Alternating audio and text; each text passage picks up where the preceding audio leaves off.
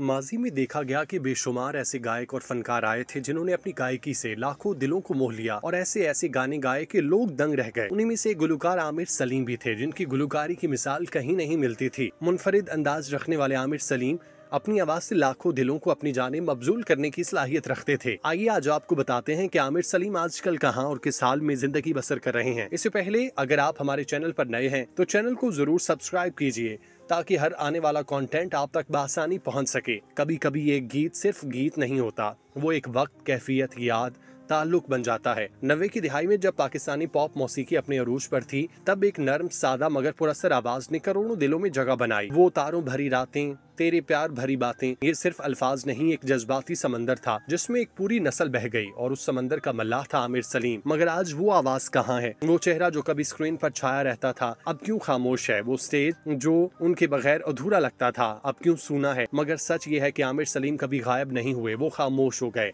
मगर थमे नहीं।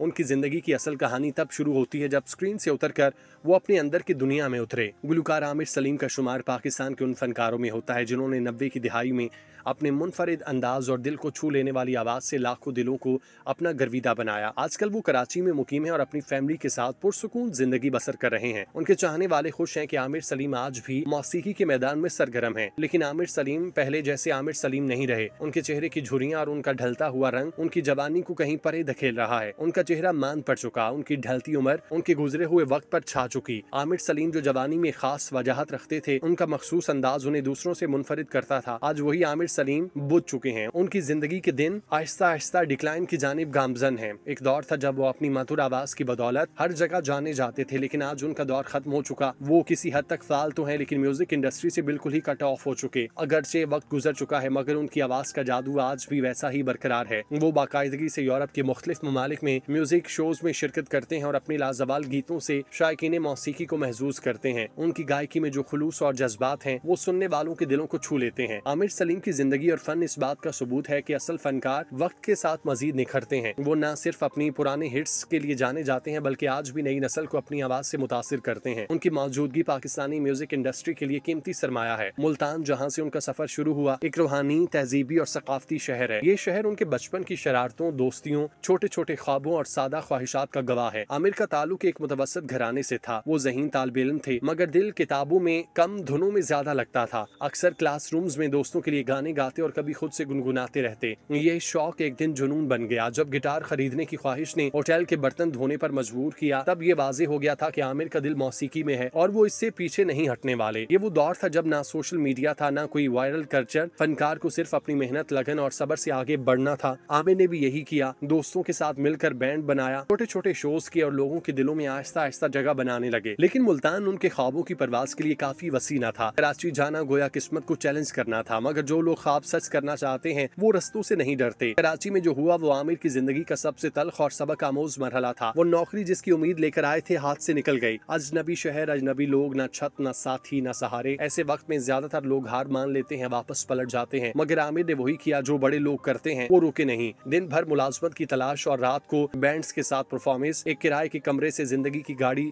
धीरे धीरे चल पड़ी। पहला एल्बम बनने में 3 साल लगे। गाने एक एक करके रिकॉर्ड किए, पैसे जोड़े। आखिरकार वो लम्हा आया जब शालीमार रिकॉर्डिंग कंपनी ने उनके गानों को हाथों हाथ लिया। तब स्टेन चैनल पर उनका पहला गाना चला तो लोगों ने एक नई आवाज को महसूस किया, पहचाना और दिल से लगा लिया। ये सिर्फ शोहरत का आगाज न था बल्कि एक बड़े सफर की बुनियाद थी। मगर आमिर का अंदाज अलग था। वो बाजार की चमक धमक से दूर अपने फन में गुम रहने वाला फनकार था। उनकी मौसीकी में भी दुख था, वफा भी, तन्हाई भी और उम्मीद भी। फिर अमेरिका का सफर हुआ, कुछ वक्त वहाँ गुजरा, एक और पहचान मिली, वतन लौटे और दूसरा एल्बम अजनबी रिलीज किया जो पहले से भी ज्यादा मकबूल हुआ। लोग उनकी आवाज को अपनी मोहब्बत, तन्हाई और ख्वाबों की तर्जुमानी समझते थे। लेकिन जैसे जैसे वक्त गुजरा मौसीकी का मंजरनामा बदलने लगा। डिजिटल मीडिया आया, यूट्यूब, स्ट्रीमिंग सर्विसेज, शॉर्टकट शोहरत और एक फनकार जो दिल की आवाज को अहमियत देता था वो मीडिया की चमक से दूर होता चला गया। मगर इसका मतलब ये नहीं कि आमिर थम गए। आज आमिर सलीम सोशल मीडिया पर मौजूद हैं। वो यूट्यूब पर नए गाने रिलीज करते हैं, बैरून मुल्क कॉन्सर्ट्स में परफॉर्म करते हैं और नौजवान नस्ल को मौसीकी की तरबियत देते हैं। वो अब एक टीचर हैं, रहनुमा हैं उन लोगों के लिए जो ख्वाब देखते हैं मगर वसाइल नहीं रखते। आमिर इस बात का जीता जागता सबूत है असल फन कभी मरता नहीं, वो बस धीमी रोशनी की तरह अंदर ही अंदर जलता रहता है। जिंदगी ने आमिर को कई सबक दिए, शोहरत मिली, मोहब्बतें मिली, दिल टूटे, रिश्ते आजमाइशों से गुजरे। उनकी बीवी जो पहले मुअल्लिमा थी अब उनके बच्चों की देखभाल कर रही हैं। आमिर का मानना है कि शादी के बाद जब बच्चे जिंदगी में आते हैं तब हर मुश्किल आसान लगने लगती है। उनकी दुआ बस यही है कि उनके बच्चे एक बेहतर मुस्तकबिल देखें, वो मकाम पाएं जो शायद वो खुद मुकम्मल ना कर पा सके। वो ये भी तस्लीम करते हैं कि फनकार को सिर्फ फन पर नहीं जीना चाहिए, उसे अपनी जिंदगी के बुरे वक्त के लिए मंसूबाबंदी करनी चाहिए। आमिर सलीम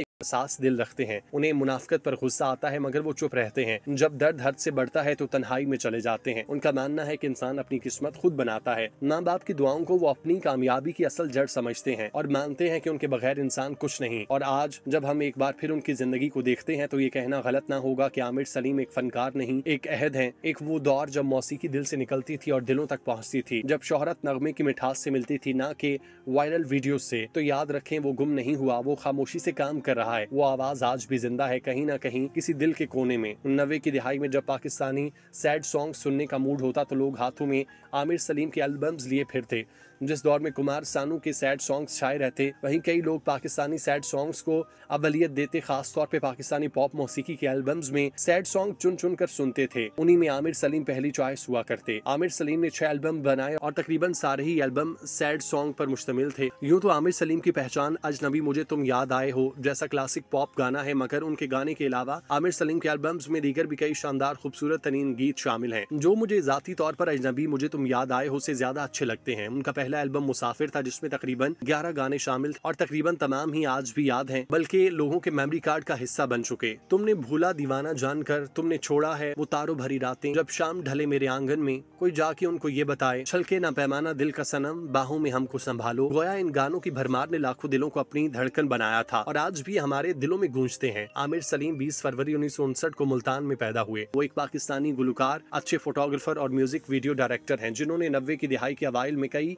कामयाब फिल्में दी जिनमें वो तारों भरी म्यूजिक वीडियोस और रोड शोज में बतौर डायरेक्टर काम किया जो एंकर अली सलमान के साथ MTV पाकिस्तान पर बैड कंपनी के नाम से पेश किए गए। उन्होंने FM 100 और FM 107 पर लाइव शोज की मेजबानी भी की। इसके अलावा वो PTV नेशनल पर 8 साल से ज्यादा अरसा तक लाइव शोज की मेजबानी करते रहे। वो जियो टीवी के प्रोग्राम हम सब उम्मीद से हैं के पहले टाइटल सॉन्ग के गुलकार थे। उन्होंने जियो टीवी के टेली फिल्म दयारा में अदाकारी भी की। उनकी आखिरी रिलीज में रमजान के लिए खास तौर पर तैयार करदा सूफी गाना जिंदड़ी और मदर्स डे के मौके पर गाया गाना माँ शामिल है। आमिर सलीम ने गाना गाना स्कूल के जमाने में शुरू किया। उन्होंने गर्मियों की छुट्टियों में एक होटल में रिसेप्शनिस्ट के तौर पर काम करके पहली गिटार खरीदी। उन्होंने अपने दोस्त नवीद और अलीम के साथ मिलकर पहला म्यूजिक बैंड इमेज के नाम से बनाया। इसके बाद वो 1986 में कराची मुंतकिल हुए। आमिर सलीम ने अपनी जिंदगी का सारा हिस्सा कराची को दिया। वो कुछ अरसा लाहौर में रहे लेकिन लाहौर रहकर उतनी तरक्की ना कर सके। वो आजकल एक जिंदगी का वो हिस्सा गुजार रहे हैं जिसमें उन्हें हर तरह से नए दौर की तलाश है। उनकी मौसीकी नित नए रंग में सामने आती रहती है और आती रहेगी। हमारी दुआ है कि आमिर सलीम जहाँ भी रहें खुदा उन्हें अपनी अमान में रखे और उनके हर दुख दर्द दूर करे। आमीन।